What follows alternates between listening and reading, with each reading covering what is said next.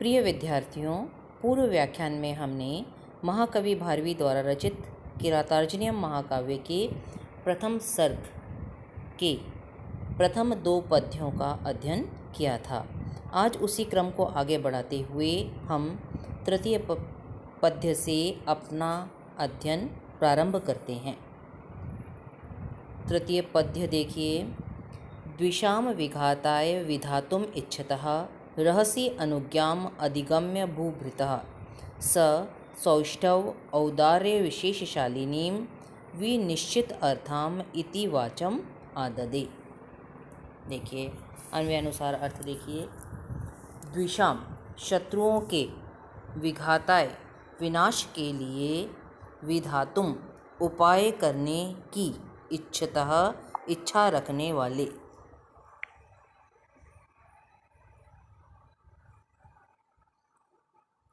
भूभृतः महाराज युधिष्ठिर की, अनुज्ञाम आज्ञा को, अधिगम्य प्राप्त करके, रहसी एकांत में, स उस वनेचर ने, उस वनवासी ने, उस वनेचर रूपी गुप्तचर ने, सौष्ठव औदार्य विशेषशालिनीं सुंदर शब्दों और विशिष्ट अर्थों से युक्त, विनिश्चित अर्थाम प्रमाणित अर्थ वाली, इति ऐसी, वाचम वाणी को, आददे ग्रहण किया या कहा, प्रदान किया।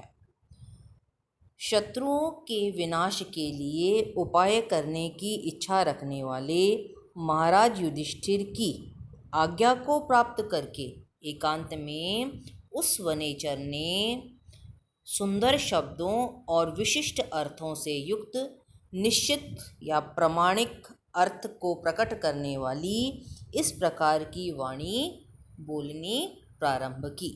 वस्तुतः शत्रुओं के विनाश की इच्छा रखने वाले महाराज युधिष्ठिर की आज्ञा को प्राप्त करके एकांत में उस वनेचर ने सुंदर शब्दों और श्रेष्ठ अर्थों से युक्त वचनों को कहना प्रारंभ किया। देखिए, गुप्तचर का कर्तव्य होता है कि वह राजनीति में साम दाम दंड भेद का अभ्यास करे। भेद नीति द्वारा शत्रु के रहस्य को जानकर उससे बदला लिया जा सकता है। युधिष्ठिर भी शत्रुओं का विनाश करना चाहते थे। शत्रु कौन थे? उनके कौरव। उनका निराकरण करना चाहते थे। इसी उद्देश्य से उन्होंने उस वनेचर को, ब्रह्मचारी वेशधारी उस वनेचर को गुप्त रूप से दुर्योधन का भेद लेने हेतु हस्तिनापुर भेजा था। उसके द्वारा सूचना मिलने पर ही उसके विनाश संबंधी प्रयास किए जा सकते थे। वनेचर ने समस्त गुप्त सूचनाएं निश्चित अर्थ को प्रकट करने वाली सुंदर शब्द और अर्थ गांभीर्य से युक्त वाणी द्वारा प्रदान की। इसमें भी वंशस्थ छंद है। वंशस्थ छंद का लक्षण आप घटित कर देंगे यहाँ पर। वदंती वंशस्थ बिलम जतौ जरौ। क्लियर है? अब चतुर्थ पद्य पर आइए। क्या कहते हैं वो? क्रियासु युक्तै नृप चार चक्षुषः न वंचनीयः प्रभवः अनुजीविभिः अतः अर्हसि क्षन्तुम् असाधु साधु वा हितम मनोहारी च दुर्लभम वचः। देखिए, अन्वयानुसार। नृप, हे राजन, हे राजा युधिष्ठिर, क्रियासु कार्यों में, महत्वपूर्ण कार्यों में, युक्तई नियुक्त किए गए, अनुजीवी भी सेवकों के द्वारा, चार चक्षुषः गुप्तचर ही जिनकी आँखें हैं, ऐसे चार चक्षुष अर्थात राजा, प्रभवः स्वामीगण, न वंचनीयः ठगे नहीं जाने चाहिए। इसलिए असाधु अनुचित, साधु उचित, वा अथवा क्षंतुम अर्हसि क्षमा करने के योग्य हो। मध्यम पुरुष एक वचन है, क्योंकि हितम हितकारी, मनोहारी और मन को अच्छे लगने वाले, च और वचः वचन, दुर्लभम दुर्लभ होते हैं। गुप्तचर क्या कहता है महाराज युधिष्ठिर से? वे कहता है कि हे महाराज युधिष्ठिर, महत्वपूर्ण कार्यों में नियुक्त किए गए सेवकों के द्वारा गुप्तचर रूपी नेत्रों वाले राजा या स्वामीगण ठगे नहीं जाने चाहिए, वंचनीय नहीं होते हैं, ठगे जाने योग्य नहीं होते हैं। इसलिए असाधु साधु व अनुचित या उचित शंतुम अरसी, जो कुछ भी है शंतुम अरसी, उसे आप क्षमा करने के योग्य है। जो कुछ मैं आपको कहने जा रहा हूँ आपको अच्छा लगे या ना लगे, लेकिन आप मुझे क्षमा कर दीजिएगा, क्योंकि हितम मनोहारी च, हितकारी भी और मन को अच्छे लगने वाली भी दोनों बातें, वचह ऐसे वचन, दोनों एक साथ साथ हो ऐसे वचन दुर्लभ होते हैं, बहुत कठिनाई से ही मिलते हैं। अब वो वनीचर क्या कहता है कि हे महाराज, राज्य के महत्वपूर्ण कार्यों में नियुक्त किए गए सेवकों को चाहिए कि वे अपने स्वामियों को धोखा न दें, क्योंकि स्वामी या राजा गुप्तचर रूपी नेत्रों से ही संपूर्ण राजकार्य को देखते हैं। राज्य बहुत बड़ा होता है, राजा तो हर चीज पर स्वयं दृष्टिपात नहीं कर सकता, इसलिए गुप्तचर के द्वारा वो संपूर्ण राज्य की वस्तुस्थिति पर नजर रखता है। इसलिए राजा को क्या बोला जाता है? चार चक्षुष, चार नेत्र हैं जिसके, दो स्वयं के और दो गुप्तचर रूपी। इसलिए आप मेरे द्वारा कहे गए प्रिय अथवा अप्रिय वचनों को क्षमा करोगे, क्योंकि इस संसार में हितकारी भी हों और साथ साथ में प्रिय भी हों, ऐसे वचन तो दुर्लभ ही होते हैं।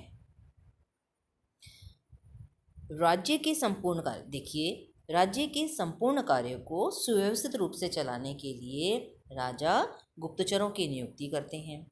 इसलिए उनके राज्य की व्यवस्था गुप्तचरों पर आधारित या आश्रित होती है। स्वराष्ट्र एवं परराष्ट्र के उचित अथवा अनुचित कार्यों की समीक्षा में गुप्तचर ही राजाओं के नेत्र होते हैं। इसी कारण राजा लोगों को चार चक्षुष कहा जाता है। राजा और राज्य के कल्याण के लिए गुप्तचरों को सदैव सत्य भाषण ही करना चाहिए। सत्य कटु भी हो सकता है।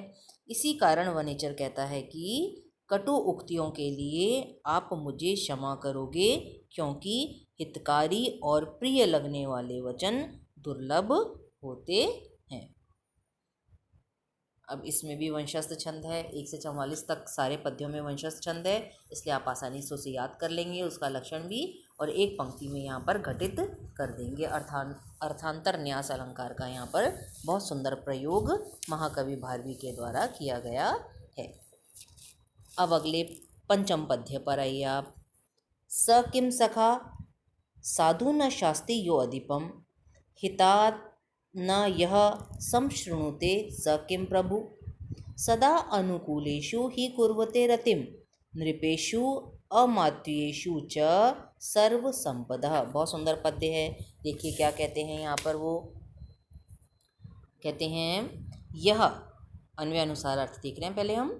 यह जो, अधिपम स्वामी को, द्वितीय का एक वचन है, साधु हितकारी, न शास्ति उपदेश नहीं देता है, स किम सखा वह कैसा मित्र है, वह कैसा मंत्री है, अर्थात वह कुत्सित मंत्री है। यह और जो स्वामी, जो राजा, हितात हितकारी मित्र से, हित चाहने वाले मंत्री से, न संशृणुते नहीं सुनता है, उसके वचनों को नहीं सुनता है, स किम प्रभु वह कैसा स्वामी है, अर्थात वह कुत्सित स्वामी है, कुत्सित राजा है। ही क्योंकि नृपेषु राजाओं के, अमात्येषु और अमात्यों के मंत्रियों के, सदा हमेशा, अनुकूलेषु अनुकूल होने पर ही, एकमत होने पर ही, सम्मत होने पर ही, सर्व संपदा सभी प्रकार की संपत्तियां, रतिम प्रेम, कुर्वते करती हैं, प्रेम से उस राज्य में निवास करती हैं। जो स्वामी को हितकारी उपदेश नहीं देता है वह कुत्सित मंत्री या मित्र है, और जो हित चाहने वाले मित्र की या मंत्री की कथन को नहीं सुनता है, स किम प्रभु वह कुत्सित स्वामी या राजा है। वस्तुतः क्योंकि राजाओं और मंत्रियों के हमेशा अनुकूल रहने पर ही, एक मत होने पर ही, परस्पर सहमत होने पर ही सभी प्रकार की संपत्तियां प्रेम करती हैं, उस राज्य में निवास करती हैं, वह राज्य सदैव उन्नति के पथ पर अग्रसर होता रहता है। देखिए, जब राजा और मंत्री दोनों एक मत होते हैं, एक दूसरे से सहमत होते हैं, एक दूसरे का विरोध नहीं करते, यदि कोई आपस में उनमें असहमति भी होती है तो परस्पर बैठकर विचार विनिमय करके उसका निराकरण कर लेते हैं, तभी राज्य में सकल संपत्तियां आती हैं, सुख की वर्षा होती है। इसके लिए आवश्यक है कि मंत्री राजा को उचित सलाह दे, सही सही सलाह दे, वस्तु स्थिति जो भी है उससे संबंधित सलाह दे, और राजा का भी ये फर्ज बनता है कि वह मंत्री की सलाह को सुने। मैं राजा हूँ, यह मंत्री है, मैं इसकी सलाह क्यों मानूं, इस प्रकार का घमंड उसमें नहीं होना चाहिए। उसे अपने मंत्री की सलाह को अवश्य सुनते रहना चाहिए। जो ऐसा नहीं करते हैं उस राज्य में सफलता का वास नहीं होता है। ठीक है, अब यहाँ पर भी आपका वंशस्थ छंद है और अर्थांतर न्यास अलंकार का प्रयोग यहाँ दृष्टिगत होता है। अब कल हम अगले पद्य से, कल नहीं अगले सप्ताह हम अपने अगले पद्य से अपना अध्ययन प्रारंभ करेंगे। तब तक आप इन सारे पद्यों को अच्छी तरह से समझिए, इनको इनकी लिखकर अच्छी तरह व्याख्या करिए और संभव हो तो दिखाने का प्रयास कीजिए। धन्यवाद।